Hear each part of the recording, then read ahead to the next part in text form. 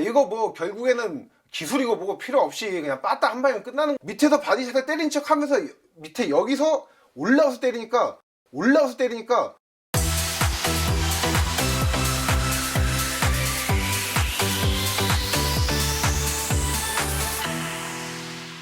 오늘은 그 이스라엘 아데사냐랑 알렉스 페레이라 경기를 분석하려고 하거든요. 제 채널에서 이스라엘 아데사냐랑 알렉스 페레이라 선수 개개인을 분석한 거를 또 많이 보시기도 하셨고, 원래는 안 하려고 했어요. 좀 시기도 늦고 뭐 다른 사람도 많이 하고 해서 안 하려고 했는데, 제 채널을 보시는 분들이 뭐 선수 분석도 분석이지만은 경기 예측이나 경기 분석을 또 원하시는 분들이 많을 것 같아서, 뭐 다른 채널에서 했다고 하더라도 공식 해설이어야 하는 거는 맛이 약간 다를 거 아닙니까?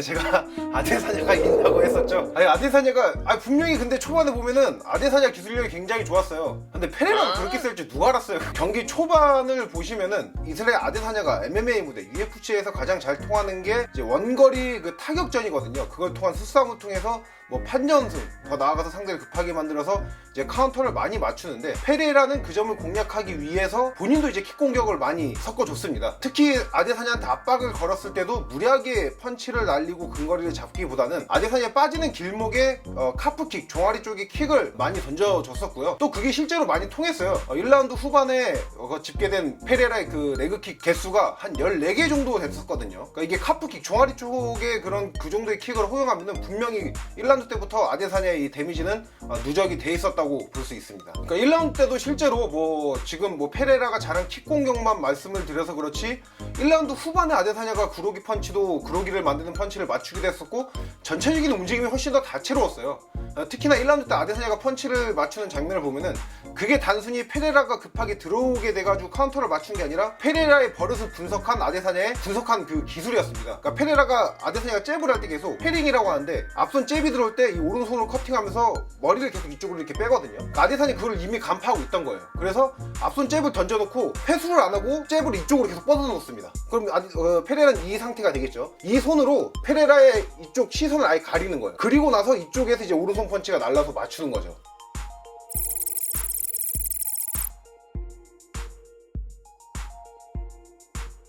그러니까 1라운드 때 그로기를 만들어서 그 장면만 부각이 돼서 그렇지, 이후 라운드에서도 아데사냐가 똑같은 공격 패턴을 계속해서 시도하는 걸 볼 수가 있습니다. 3라운드 때도 아데사냐가 이제 페레라한테 테이크다운을 성공을 했죠. 아데사냐가 3라운드 때 페레라를 넘기기 직전 장면을 보면은 페레라가 클린치에서 니킥을 넣는 장면이 나옵니다. 그리고 그게 실제로 클린 히트로 들어갔어요. 그게 아데사냐의 표정이나 그 몸짓, 그 스탠스를 보면 또 파악이 가능하거든요. 상체가 많이 말리고 오른손 가드가 많이 내려오는 모습이 보입니다. 그러다 보니까 아데사냐는 좀 더 적극적으로 테이크다운을 가져가고 테이크다운에도 성공을 했죠. 그리고 꽤 오랜 시간 컨트롤에도 성공을 했고요. 그걸 통해서 이제 3라운드, 그러니까 1라운드도 아데사냐가 가져갔고 2라운드는 페레라가 가져갔다고 볼 수가 있으면 3라운드까지 아데사냐가 가져간 경기 중반까지 상황이었습니다. 그러니까 저 또한 그렇고 많은 분들도 말씀하시는 게, 아데사냐랑 페레라의 그 그래플링 공방전이 UFC 탑급 레벨에는 좀 못 미치는 그 수준 미달의 그래플링 공방전이라고 말씀들을 많이 하시죠. 근데 중요한 거는 알렉스 페레이라가 그래플링 능력이 성장하지 않았다면 분명히 아데사냐한테 피니시를 당할 수 있는 장면도 몇 차례 나왔습니다. 근데 본인이 오히려 뭐 하체 관절기를 잡으려고 하면서 빠져나온다든지 그런 움직임을 통해서 아데사냐한테 그 위기를 나올 수 있었던 거죠. 페레이라와 아데사냐, 특히 2차전이랑 이번 그 MMA에서의 첫 경기가 너무나도 많이 닮았어요. 경기 초반엔 아데사냐가 기술력을 통해서 그로기도 만들고 우위를 가져갔는데, 결국에는 그 페레이라의 압박에 무너지면서 이제 KO 패배를 당한 거거든요. 그러니까 경기 중후반으로 갔을 때도 이게 정말 제 기준에서 인상 깊게 봤던 게, 아데사냐가 분명히 클린 히트를 맞춰요. 특히나 그 1라운드 때 그 준비했던 제가 말씀드린 움직임 있잖아요. 앞손 던진 다음에 뒷손 후, 뒷손 스트레이트. 이걸 통해서도 유효타를 몇 차례 맞추는데, 유효타를 맞춘 아데사냐가 오히려 백스텝을 밟는 장면이 나옵니다. 이거는 그러니까 미묘한 그 기세 싸움에서 이제 아데사냐가 밀리기 시작한 거예요. 그러니까 기술력엔 아데사냐가 뭐 좀 더 위에 있다고 하더라도 마저도 밀려나지 않고, 자기가 10대 때려도 한 대 맞으면 더 위협감을 느끼는 거죠. 특히나 2라운드 때도 한번 아데사냐가 페레라의 잽을 맞고 나서 엄청 크게 당황하면서 뒤로 물려나는 장면이 있거든요. 물론 페레라의 펀치가 강한 것도 있겠지만은 아데사냐가 2차전 때 당한 KO가 떠오르면서 약간 트라우마 작용을 했다고 저는 봅니다. 그러니까 그 펀치를 맞았을 때 데미지를 떠나서 나 이런 펀치 맞으면 내 잘못하면 갈 수도 있는데, 이러면서 이게 뭔가 이제 그때도 뒤로 몰리기 시작했던 거죠. 그러니까 페레라의 그 악마의 왼손을 봉쇄하기 위해서 아데사냐가 경기 초반에 움직임을 보면 계속해서 다가와서 이제 펀치거리가 만들어질 때마다 손을 계속 이렇게 잡아요. 근데 이게 경기 초반에 페레라도 이 손을 잡는 움직임이 약간 고전했었거든요. 그 이후에 또 페레라가 어떤 움직임을 보여주냐면은 뭐 이게 페레라 손이고 이게 뭐 아데사냐 손이라면서 처음에 같이 이렇게 손을 맞잡는 싸움을 하죠. 근데 손을 맞잡는 척 하면서 그 이후부터는 이제 안쪽으로 잽을 던집니다. 그러면서 아데사냐가 잽을 맞기 시작하고 가드가 이제 좀 더 이제 불안정해지기 시작한 거죠. 경기 후반에 막판에 페레라가 4라운드 때도 이제 보시면은 페레라가 몰아서 연타를 던지는 장면이 많이 나오거든요. 연타를 날린다는 것 자체가 페레라의 타격거리가 완벽하게 만들어졌다는 겁니다. 그 이전엔 몰았어도 한두 대 단타로 끝났는데 4라운드 후반부터는 페레라의 연타가 나오기 시작하고요. 특히나 4라운드 끝나고 나서 페레라가 손을 이렇게 들어요. 선수들이 라운드 끝날 때마다 이 라운드는 내가 가져갔다, 이거를 좀 심판들이나 팬들한테 어필하기 위해서 뭐 그런 제스처를 보이는 경우가 많은데, 페레라는 내가 이거 4라운드를 이겼다 그 느낌이 아니었어요. 분명히 아데사냐가 4라운드를 가져갔고 페레라 그걸 알고 있었을 거예요. 근데 제가 그 페레라 제스처 봤을 때 느낌은 내가 이제 아데사냐를 끝낼 수도 있다, 내 타격거리가 잡혀가고 있다, 이 자신감이 엿보이는 표정이었거든요. 결국에는 그 페레라가 또 다시 그 왼손 펀치로 끝냈기 때문에, 그 불합리한 왼손 펀치로 끝냈기 때문에 이거 뭐 결국에는 기술이고 뭐고 필요 없이 그냥 빠따 한 방이면 끝나는구나, 이렇게 말씀들을 많이 하시고 그렇게 생각하실 수 있어요. 근데 그 전에 맞추기 전에 페레라의 셋업 과정이 정말 좋았습니다. 5라운드 시작과 동시에 직선 공격의 양을 늘렸고요. 특히나 이 바디샷을 많이 때려요. 뭐 직선으로 앞면도 때리고 바디도 때리고, 특히나 바디샷, 바디 쪽에 이렇게 훅과 비슷한 계열의 이게 바디샷을 많이 던지거든요. 이렇게 되면은 아데사냐는 페레라의 공격, 특히나 이런 훅 공격이 나올 때 이게 바디로 올지 앞면으로 올지 헷갈릴 수밖에 없어요. 예를 들어서 뭐 페레라가 손을 계속 이렇게 올리고 있는 선수라면은 그렇게 안 헷갈릴 텐데, 페레라 가드를 보면 약간 내려가 있죠.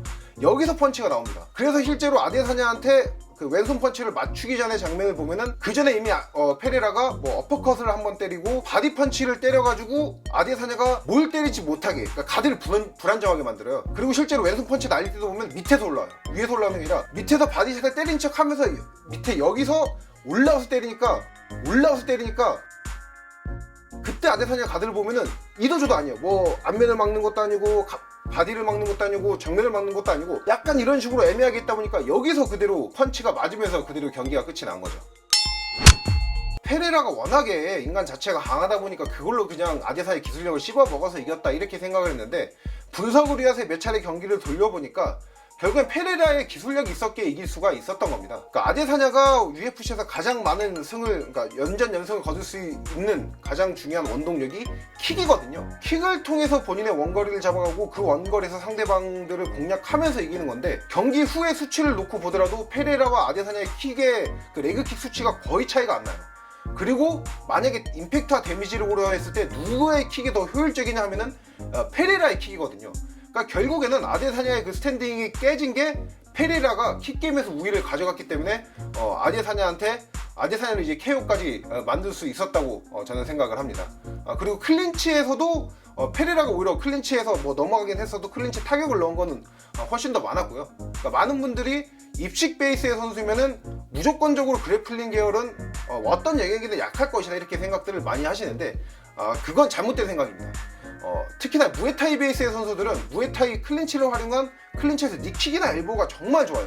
저도 예전에 태국에 전술 훈련을 갔었는데, 그때도 제가 뭐 MMA 전쟁 10전이 넘을 때거든요. 그때도 태국의 조그만 선수들이랑 그 무에타이 클린치, 걔네들은 무에타이 클린치 스파링을 따로 하더라고요. 그걸 하는데 정말 당황했어. 갑자기 니킥 차고 거기서 막 배 아파서 수그르고 있는데 발목 쓸어서 넘기고 이러니까 이게 너무 당황스럽더라고요.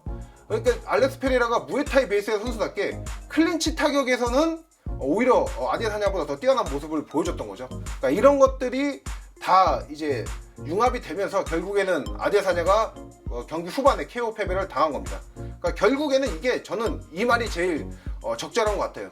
페레이라가 전투에서는 졌지만 전쟁에서는 승리했다. 일단 다시 맞붙을 가능성은 굉장히 높습니다. 왜냐면 아데사냐도 끝나고 나서 계속해서 뭐 이 경기가 어쨌는데 저쨌는데 하니까 페레이라는 약간 상남자 스타일이거든요. 야, 자꾸 핑계 대지 말고 한번 붙어줄 테니까 그냥 하자, 이렇게 얘기를 했어요. 그리고 뭐 경기도 워낙 재밌었잖아요. 그러니까 UFC가 당연히 붙여줄 수밖에 없다고 생각을 하는데 제가 예측을 해야 되는 거잖아요. 페레라가 너무 세더라고요. 그리고 다시 보니까 이 기술력도 이게 밀리지가 않아요. 제가 말씀드렸죠?